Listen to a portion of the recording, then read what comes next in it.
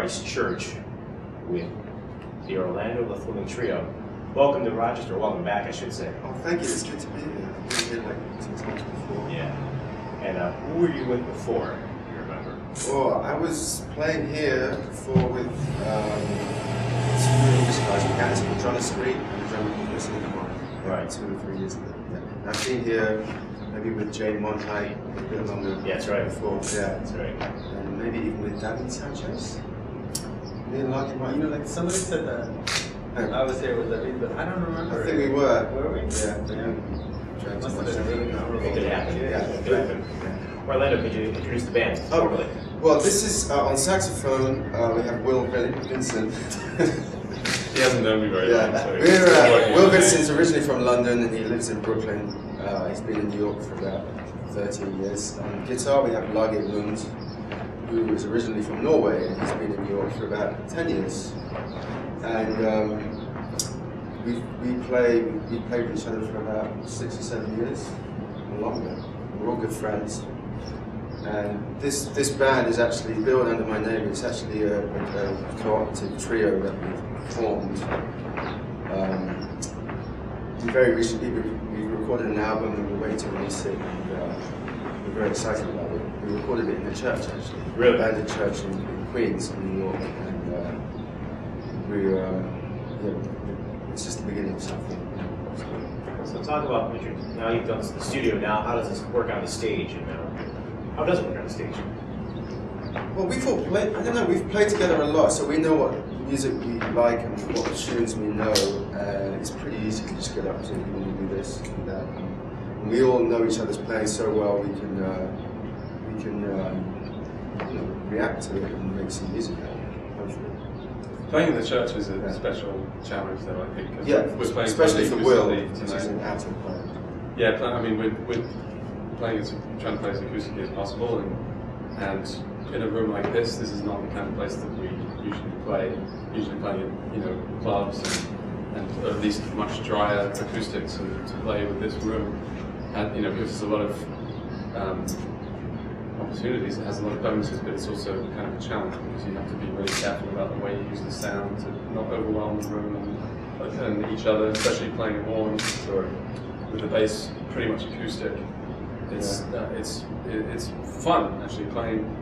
I mean, for me, the first thing I have to do is just play quietly. Will's great. He can play. He has a great big sound, and he's playing these group with drums and everything. It's a really huge sound, and he can also play really within himself and have the control. Like the best drummers can. Do that. I'm like a great drummer. He's like a great drummer. Good drummers have better. What do you think? Well, you're looking for a dissenting opinion? Absolutely, yeah. No, I think I think it's true. It's a different challenge, but I think it's a welcome one for a trio like this. This is kind of room like if there is drums, it kind of becomes an obstacle. But for us and with the music we're kind of playing, it kind of becomes like a fourth character. Just the sound of the room and the space. So we're really playing, as much as we're playing with each other, we're also playing the sound of the room and what it all sounds like all together.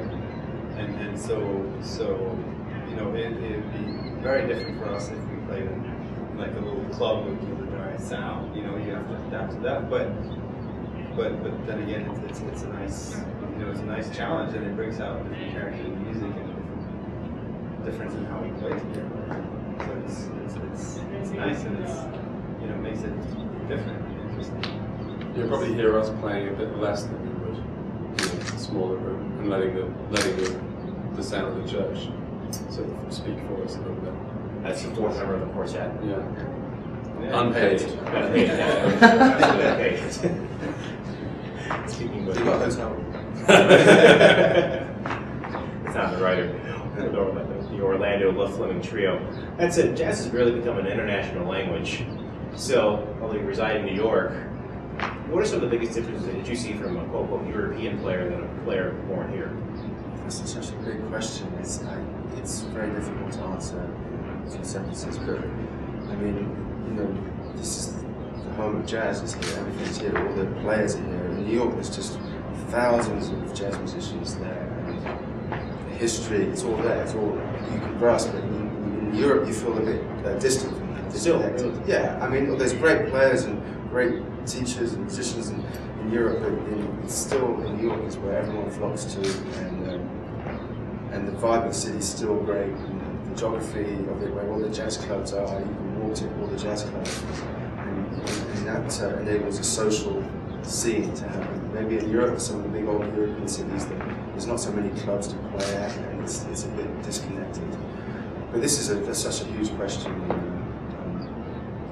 I mean, we're all from Europe, but we all kind of knew that, at least for us in our own careers and what we wanted to do with music, if we were going to really take it seriously, we were going to have to come to New York. That doesn't have to be the case for everybody. For some people, being a little bit separated from the heart of the jazz scene, which will still is New York, is kind of liberating in a way, because maybe the type of music they want to do is not going to be as closely connected with the tradition and all the rest of it. There's a lot of great music within the jazz realm that comes from Europe for sure, but I think the decision that we all made independently was that the music that we all love came from New York and still lives in New York, and we had to be there, in order to to bring what we're trying to do to fruition. Yeah, and on a very specific practical level, the rhythm is so much more a part of the music here than it is in Europe, and it's just learning where the jazz rhythm comes from. It's very important. It gets overlooked in Europe, so that's Why do you think that is in Europe? The rhythm, I mentioned that, the rhythm part. Well, just because of the history of this. I don't know. This is such a big question. Yeah. I think part of it has to do with the kind of saturation that Orlando was talking about before.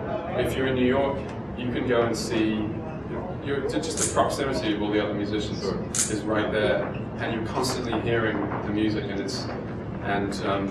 obviously that that deepens the way that you hear it and you play it in all areas, not just rhythm.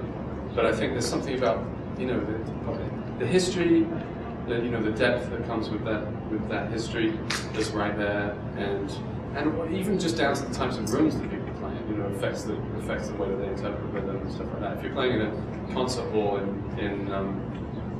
or like a marble, recital room in Italy or something, it's the way that that's where you grow up playing music. The way that you're going to interpret rhythm is going to be different. I don't think it's just about that. No, but actually all the environment. Yeah, I mean, the history, obviously. Yeah, the history and the environment and the proximity and the density of musicians that are around. The amount of playing that just gets done. When you come to New York, you just play all the time. And there's a sense of struggle because it's so hard and everyone's in it together. Everyone's trying to get better, and it's constantly inspiring when you see things inspiring. But it's really tough, The great musicians are playing for tips, and everyone's trying to get better. Which I don't feel there's that energy so much in Europe. I'm generalizing grossly, but that's okay. It exists sometimes within an individual, but in terms of the scene, I think it's just harder for that to exist in a place where there aren't as many musicians. Speaking with Orlando le Fleming Trio here on Jazz 90.1. Last question. So what are the most recent things you've been listening to on your iPod or? Just myself.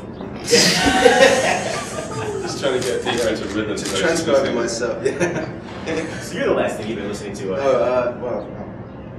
I was listening to a guitarist album called Mike Marino. It's a great album. Yeah. His latest album, Another Way. And there's no promotion behind that because he spent it all on recording, so go and buy it. It's a great record. How about you, Will?